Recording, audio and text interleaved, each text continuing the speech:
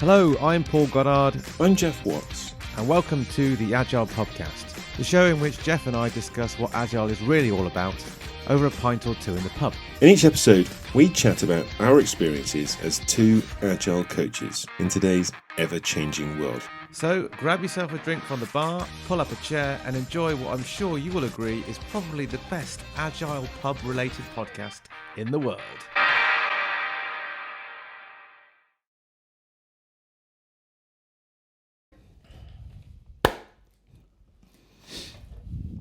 I brought the money over, not the glass. Know what your priorities are.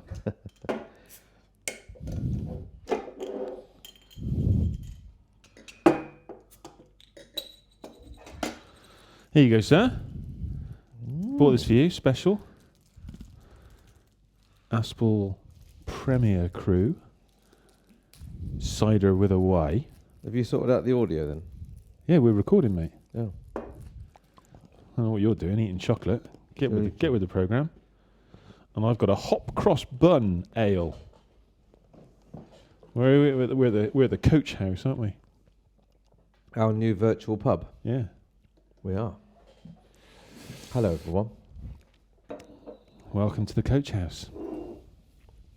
This coach house is on the south coast, not far from Bournemouth. Off to our right, you can't see it, is the wonderful English Channel. It's the English Channel, isn't it? Yeah. South Coast, yeah. And yeah, I've got a hop cross bun ale because it's Easter time, and you've got it's an interesting colour. Aspel Premier Crew cider. Cider with a Y. An elegant extra dry cider with a light floral aroma. It's just 6.8%, Geoff. Lord. I won't Strap yourselves in, listeners. You'll be pleased to know, listeners, I'm not driving after I'm drinking this. Cheers. Cheers. In our Agile Pubcast glasses, which one of which will be winging its way to our competition winner. Yes. In fact, probably already arrived. Cheers. Enjoy. And cheers.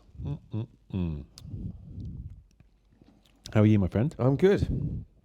Not too bad. I feel a bit rosy-cheeked already. Yes. Well, we've been outside in the lovely fresh air, haven't we? Enjoying some fresh air. I was catching fish, Geoff. All right. Fish, singular. It was a beauty, though. Still one more than you, though, wasn't it? Mm-hmm. At the end of the day. We finally found something that Paul can beat me at. After all these Actually, years. I'm ping pong. You can beat me at ping pong. Ping pong. And table tennis, as we call it. Yes. Yeah, I'm not too bad, mate. There's a difference between table tennis and ping pong. Is there? Apparently. Is this a joke? No. Sounds like a lead to a joke. That probably is a joke as well. No, my father-in-law was very, very talented at table tennis. And he told me once there is a difference. I can't remember what the difference is, but there is a difference. I just thought ping pong was the more kind of US name for it. That's what Boris Johnson called it, wasn't it? Was it? Mm. Okay. Something to do with the Olympics. Anyway. Yeah. Any landlord logic for us this week? Yes. Landlord logic. So, any landlord logic for us this week, Paul? Landlord logic. Yes. I stumbled across a little one of these plates just on the wall of a pub behind the bar. We'll put a picture of it on the video, and it's just on it. It says teamwork. Teamwork means never having to take all the blame, which I thought it made me laugh at the time. Yeah. And it got me thinking about I've been doing some coaching recently with a company who are going through some team changes and the kind of they're thinking about restructuring, scaling stroke restructuring stroke reimagining teams. Interesting. And again, it's very difficult because there's no blueprint to follow. It's and once Isn't there? Well, Even after all these years? I don't think so. There's no. Every company is different. Every transformation is different. So they're struggling with that, and it got me thinking about, trying to help, trying to advise, trying to look at the best way or the right way to move into it. Okay. So what's their starting point? Well, they're Functional silos? no. So they've already got four established Scrum teams, but they're looking to move from 4 to 5, I think. But with moving from 4 to 5 comes its problems with ownership and scaling other aspects of that system, other aspects of their infrastructure, their platforms. So it's not just as simple as, it could be just as simple as spinning up a new team. So are they hiring more people, or are they actually just taking people from different teams, like splitting them? I think they're thinning out a little bit, Okay. and trying to bring on an extra Scrum Master to take on that extra team. I went in there a few weeks ago and was having a chat with them about it, and about some of the options they've got, how they should do it, how they should split it. And it got me thinking about, I started to do a bit of research about what the latest or the more recent thinking is about teams. Right.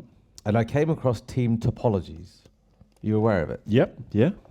Matthew Skelton and Manuel Pais. Pais. I don't know how you pronounce it. Apologies. Manuel. Pais. And they wrote a book. I think it was a few years back now. The book came out, from what I saw.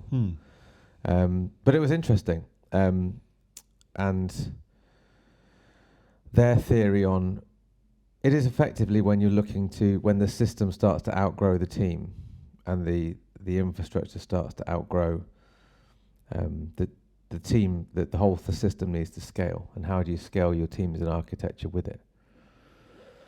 And I thought it was interesting, so I thought we'd perhaps walk through a bit of that if you're up for that. Cool. So is it like an exercise that you do with them? Well, they do. I think they do offer workshops and things like that, and training sessions on it. But I just got hold of some little diagrams here, which we'll show later. But in terms of way to map it out visually, like visualisation, like our last episode. Yeah, very much so. So you can kind of start to see and imagine what your teams and structures might look like. But they've got a few very basic theories about the types of teams that you might have in an organisation, and the types of interactions that those teams might have between them. Okay, we talking like component teams, cross-functional teams? From what I understand, teams. Yeah, using different language. Okay. Yeah, and they talk a lot about team cognitive load. So the idea is that when one team's cognitive load, if they're trying to take on too much, they're having to remember too many things, having to do too many things. Okay. It's time to start thinking about splitting that out into different teams. Okay. But I'll be interested in where this is going, because I've already got a question in my head. Okay. Well, let's just walk through the theory. Okay. First of all, so there's different types of teams. I'm going to make a note of the question because my memory can't be relied upon these days. 1 second. So yeah, the first type of team that they talk about is this idea of stream-aligned teams. And stream-aligned teams are these cross-functional, end-to-end teams responsible for having the core elements of building the product within their own team, within their own remit. So they would be responsible for delivering chunks of customer value. So yes. Yeah. Okay. Yeah. So I'd think of those as like value streams. Yes. Yeah. All right. Okay. And in old money, that's what I talk about feature teams a lot, and I know that you do. The idea of having a team dedicated to building parts of your product. Okay. That's what they refer to as streamlined teams. And then they also talk about sharing this idea of cognitive load. So when these teams, if the number of these teams scales, those teams might need to be supported by what, as far as I was used to call, component teams. Okay. And component teams would tend to be, in Team Topologies language and terminology, that would be something more in terms of a platform team. Okay. So platform doesn't actually have to be a software platform. I don't think so.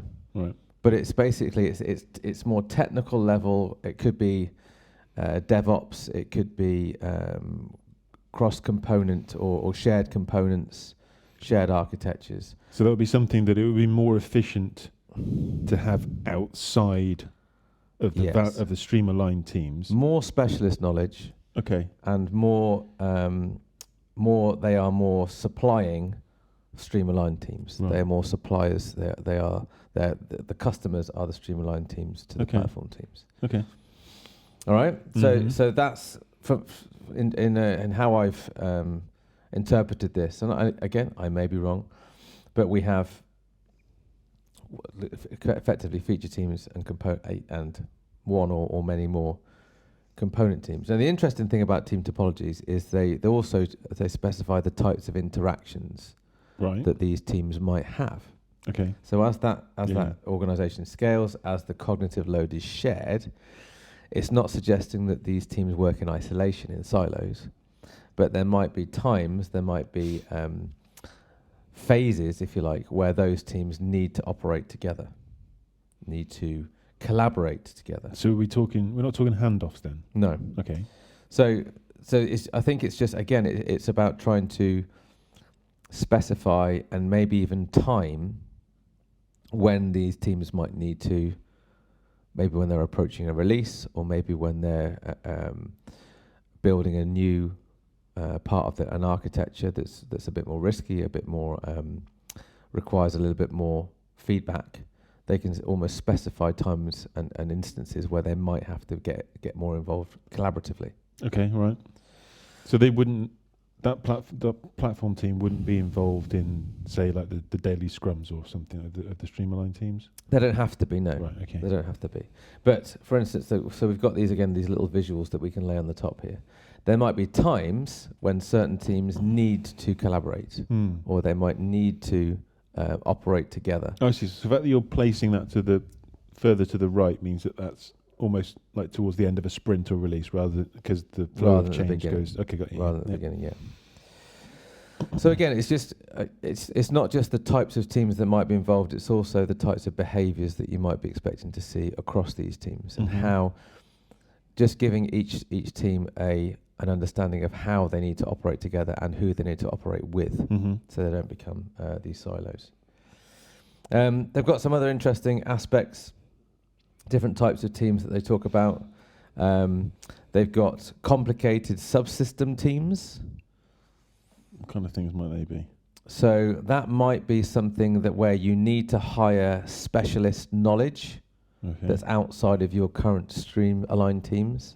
Maybe if you're building a new high-end or a highly encrypted security aspect to your system, where you need to employ mathematicians or or a large language model, artificial intelligence. Yes. So something like some kind of specialist knowledge. It's probably going to be more of a short-term team behavior or a short-term team setup, and it might be more built around certain milestones. But we can plan in where that type of team might be spun up and required.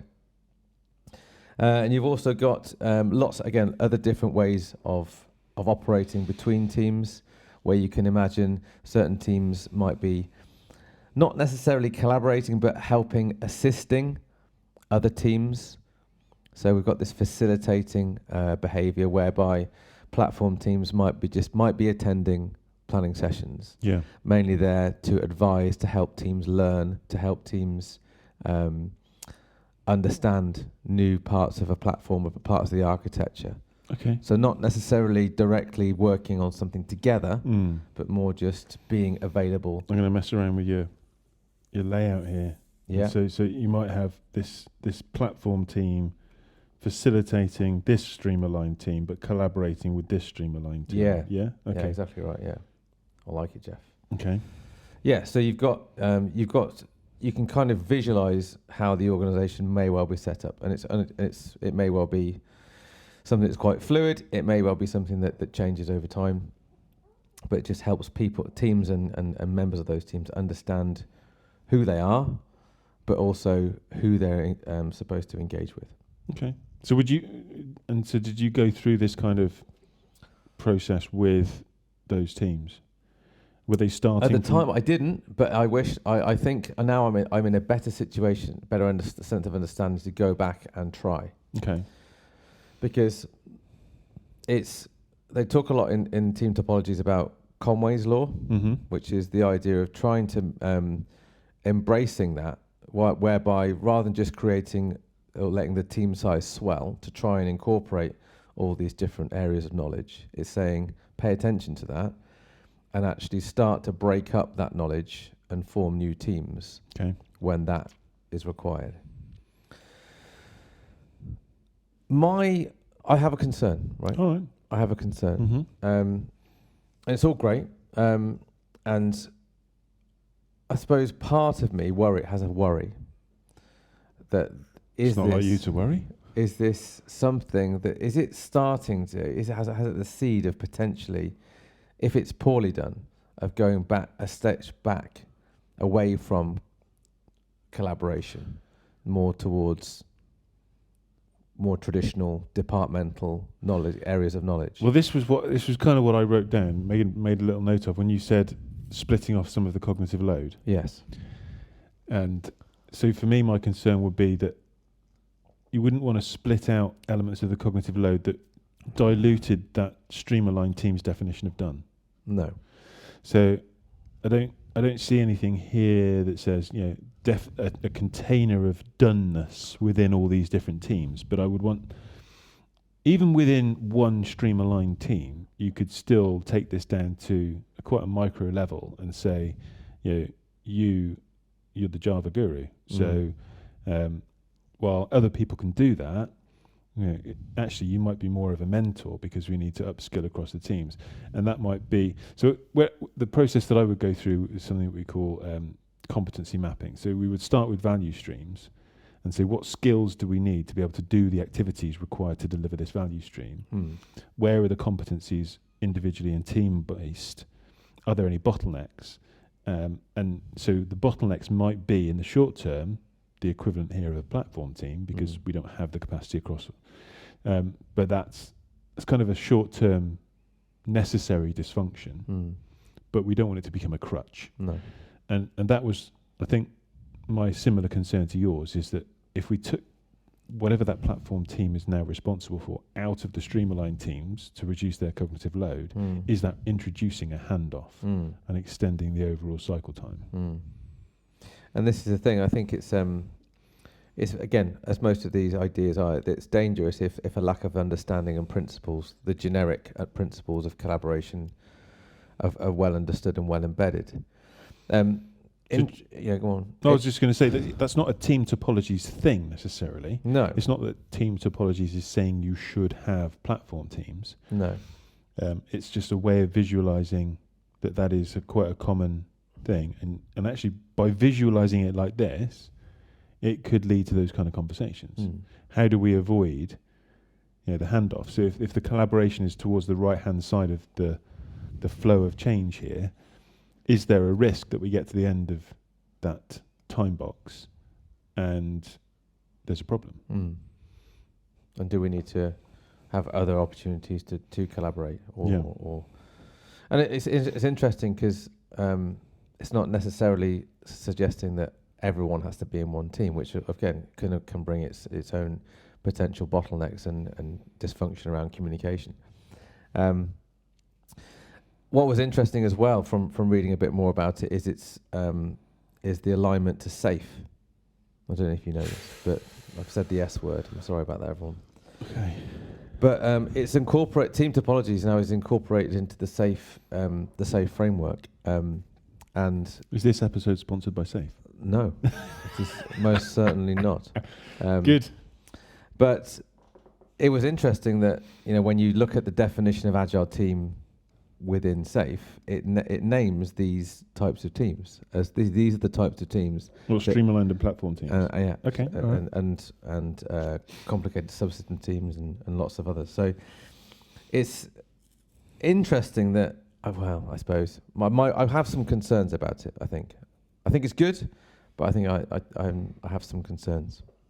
Okay, but as a practical tool for actually facilitating a conversation around, a workshop around, and making things visual, I like it. It's Yeah. quite lo-fi, isn't it? It's almost like paper prototyping, but Well, it's an easier way to look at team structures and an organisational change, an organisational structure. Absolutely.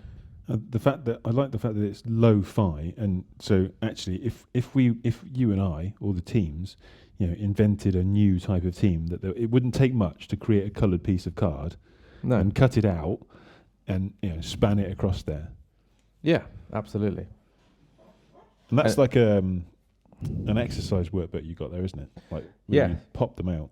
Again, and this is very much available from our friends at Agile Stationery. If anyone's interested to get a copy of these, but yeah, you can visualize your organizational structure with some of these handy little pop outs. So I'm gonna pivot. Okay. And so when we're talking about landlord logic and your idea that teamwork isn't, it means that it's a way of spreading the failure. Yeah, spreading the blame. Yeah, spreading the blame. That's it. What flagged up in my brain was a phrase, and I don't know whether this is something from a pub. Probably was, which is a team that drinks together stays together. Yeah. Okay. I've heard that many times. Now, I've also seen teams that drink together fall out. Yes. But that sense of we'll talk things through. We'll talk informally. We'll change the setting.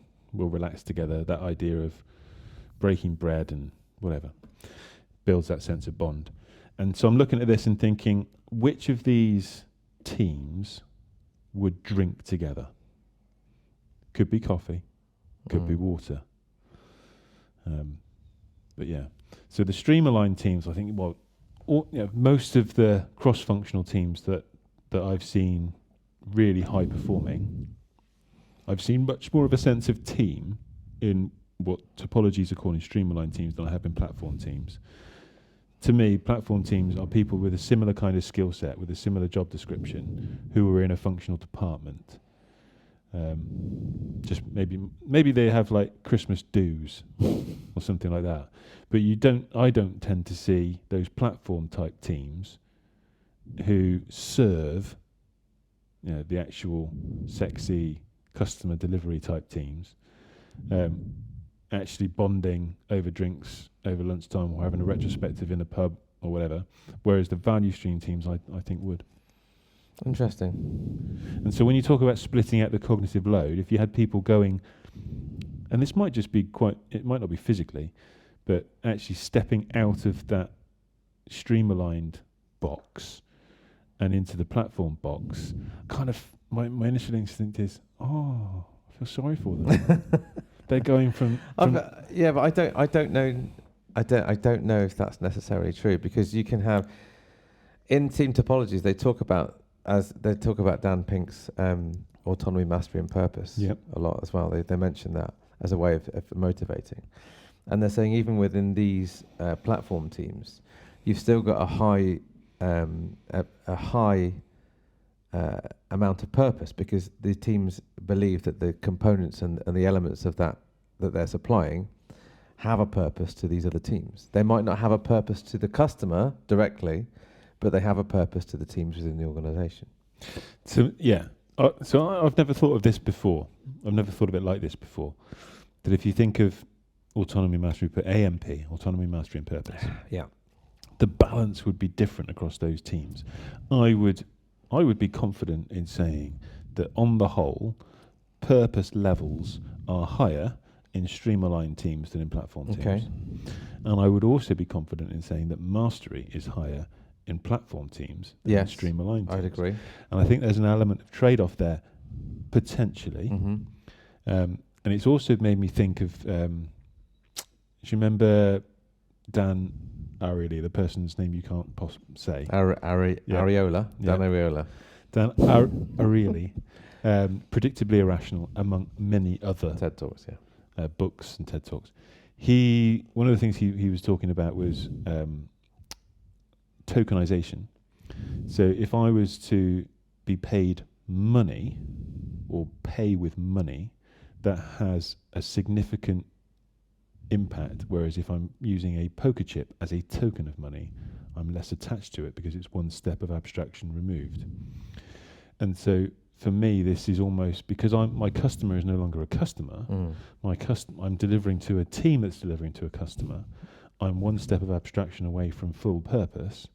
I'm less attached to it. It's further in the distance. And that team gets more of the credit than I do. They feel more good and warm and fuzzy. I agree, and it is a trade-off, because I agree with that, but I also can see how this, having one team that's trying to do everything, it swells the amount of things that, and the amount of potentially siloing within teams will naturally, we've seen it before, naturally happens. Yeah. These platform specialists emerge even within a streamlined team, because you need the one person in your team you can go to who can deal with that part of the platform, where they're the expert in that. And this is just kind of almost embracing that and saying, okay, that's naturally going to happen. How do we change when that does happen? How do we morph when that does happen? Okay, so I know you're not arguing against me. However,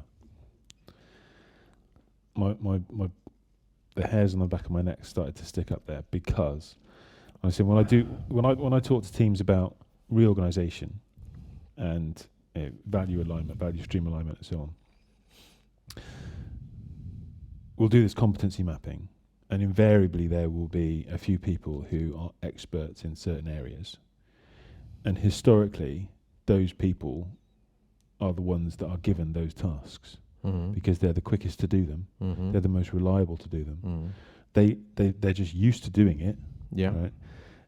And pressure is on, and what happens is those individuals become more and more of an individual bottleneck and a risk.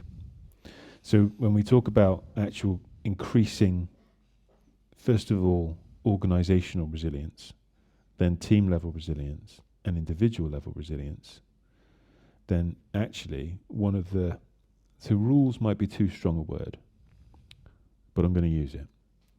One of the rules is, if there is an expert in a particular skill or element of the life cycle, they are the one person that should not do that task. And what it looks like we're doing here, and again, this isn't what Team Topologies is saying we should do, it's just a visualization of it, is we're saying, actually take those experts, put them in a separate team.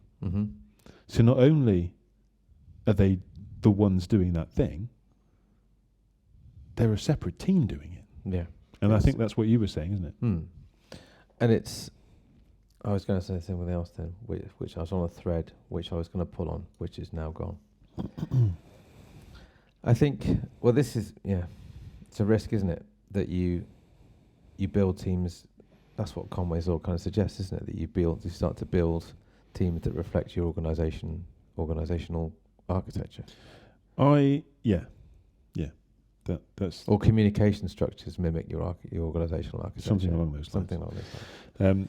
Now, you talked me through the use of this physical tool. Yes. From a starting point of stream-aligned teams who are becoming overly cognitively loaded. Yes. I can also imagine it from the other way around, which is the starting point of, we've got functional silos. Here are our functional silos. What do we need to put in place to mitigate the impact of those functional silos while we slowly go about restructuring our organization to be more stream-aligned? Yeah? Yeah. So as a transformation tool. Yeah. And again, the tool itself is just a visualization tool. Yeah. And it's a conversation focal point.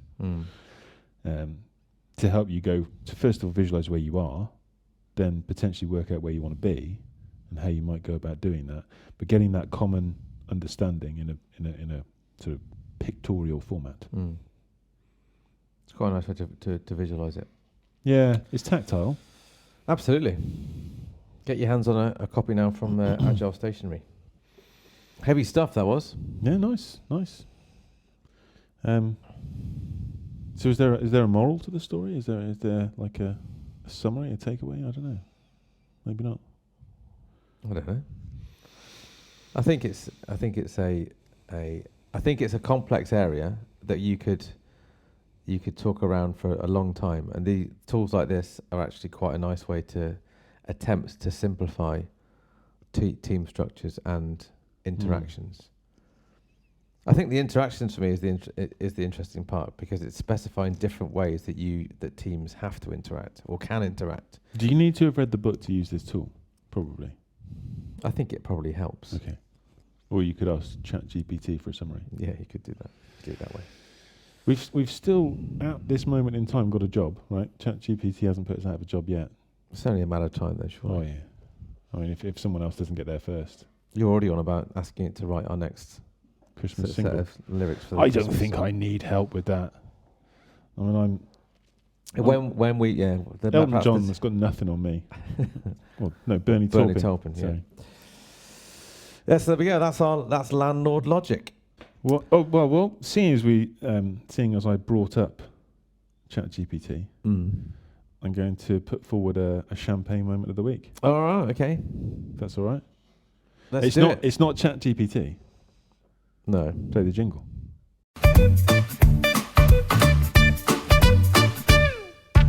Champagne moment.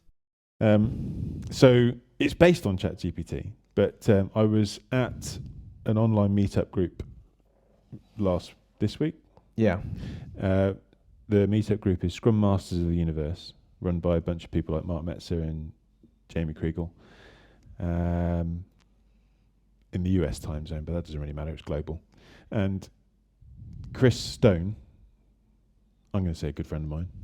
He might not consider me a good friend of his, but there you go. He was doing a session on how artificial intelligence is our friend, not a threat. Okay. And I think in general, the public is quite split on artificial intelligence. Some people saying, "Oh, it's amazing." Others saying, "Oh no, we're doomed. The robot's going to take over." And I think I kind of flit from one to the other personally. Some days I think, "Oh, this is amazing. It's the best thing ever. It's going to help humanity elevate itself to transcend to a new plateau." Yeah. And other days I think, "Oh my God, no, I've got no job left. I've got no future left. It's terrible."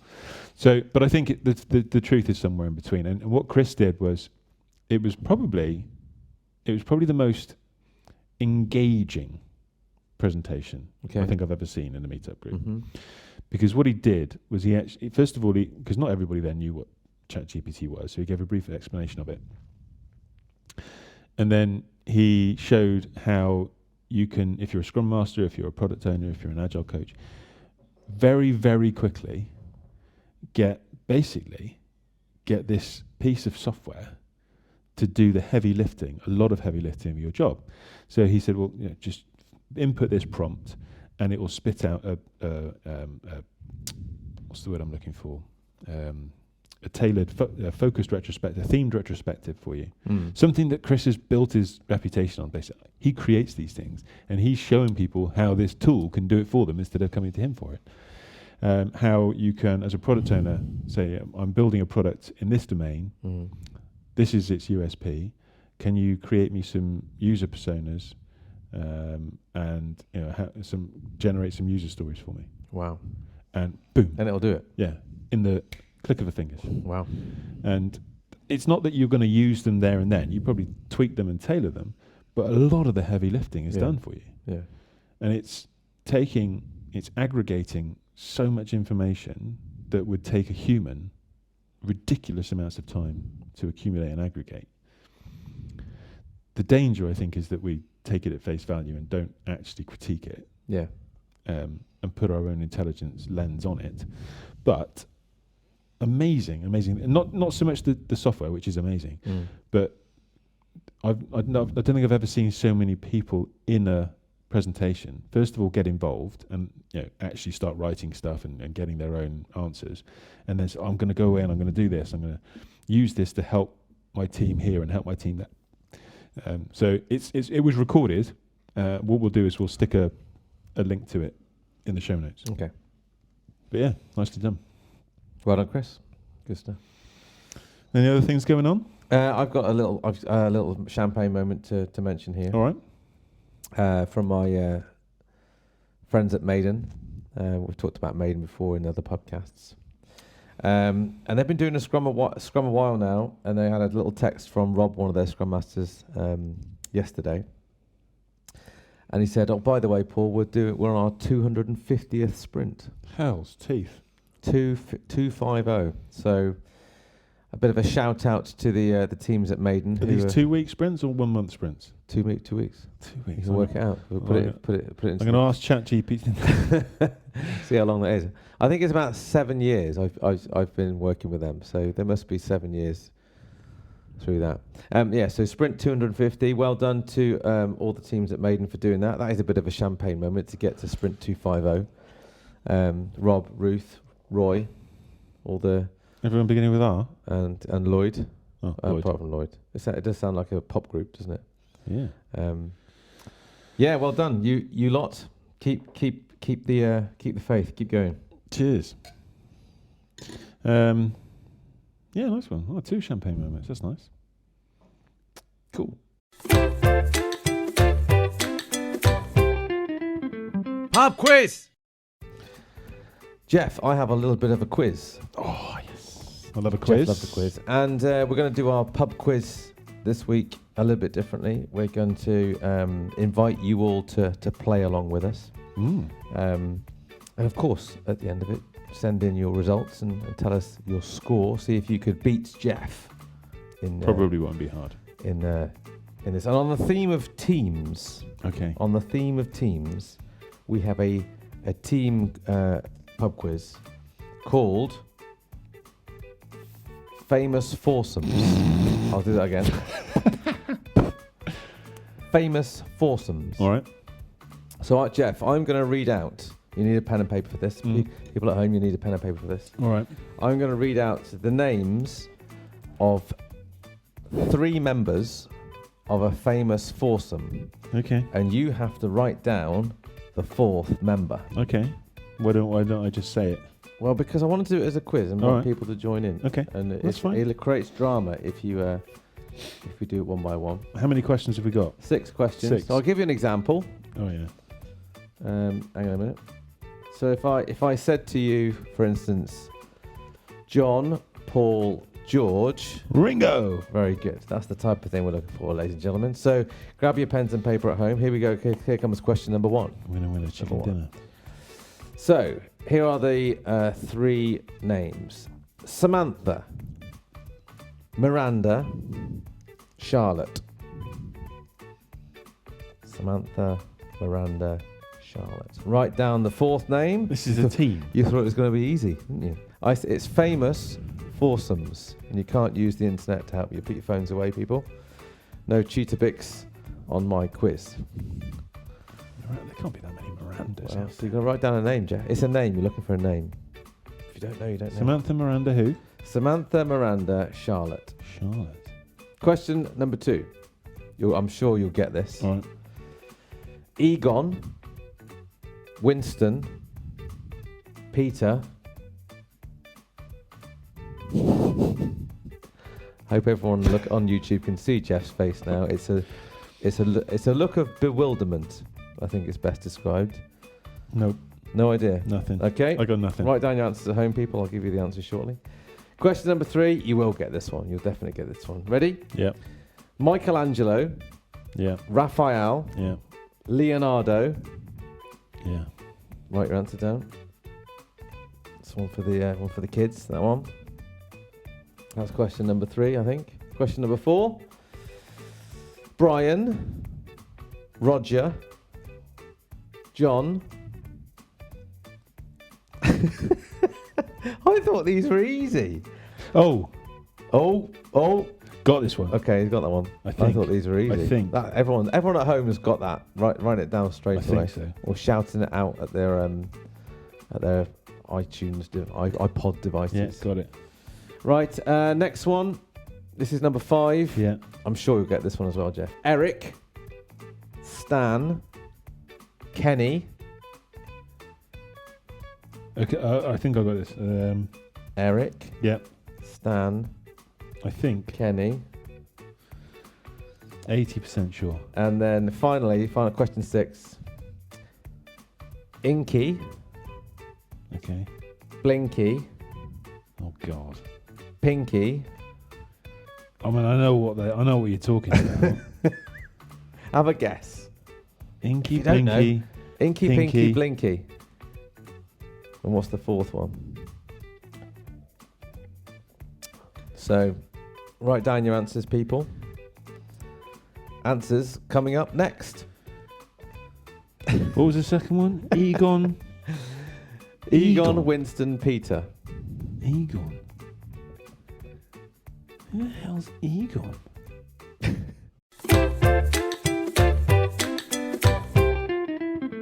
Pop quiz. All right, here we go. Here are your answers, people. So the first question, number 1, was Samantha, Miranda, Charlotte. You said... I haven't got a clue. That's not the right answer, Geoff. The right answer was Carrie. Why? You can't spot the team? No. That was Sex in the City. Oh, I never saw it. Oh, well, there you go. So that was question number 1. Question number 2, Egon, Winston, Peter.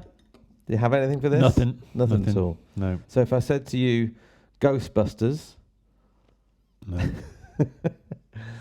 of course everyone's shouting it out at home now, but the answer is Ray. No. He was the 4th member of Ghostbusters. Michelangelo, question number 3, Michelangelo, Raphael, Leonardo, you said? Donatello. Very good. And that the team is? Teenage Mutant Ninja Turtles. Heroes in a Half Shell. Very good. And then we had question 4, Brian, Roger, John. Freddie. Members of? Queen. Very good. Eric, Stan, Kenny. John. No. Oh, Well, really? what's the team? I thought that was like Monty Python. No. Oh. You're on the very wrong path there, Geoff. This is South Park characters. Say again. Eric, Stan, Kenny. oh, and Kyle. Kyle. All right. Was the right So answer. who are the Monty Python people? Eric Idle, Yeah. John Cleese, Yeah. and Michael Palin, Michael. and answers on a postcard for the 4th one. Never mind. Terry, there was 5 I think in Python. I think it was 5. And finally, Inky, Blinky, Pinky. You said Dinky. no, never wrong. Clyde was the answer. Clyde. Yeah, Oh, for God's and of sake. course, what's the team? The ghosts in Pac-Man. They're the ghosts in Pac-Man. Tell us how you got on. Tweet us or write in the comments. How many did Geoff score? 2. Geoff scored 2 out of 6. Nice and easy to beat this week, people. Good luck. Send us your answers. That's the end of the quiz.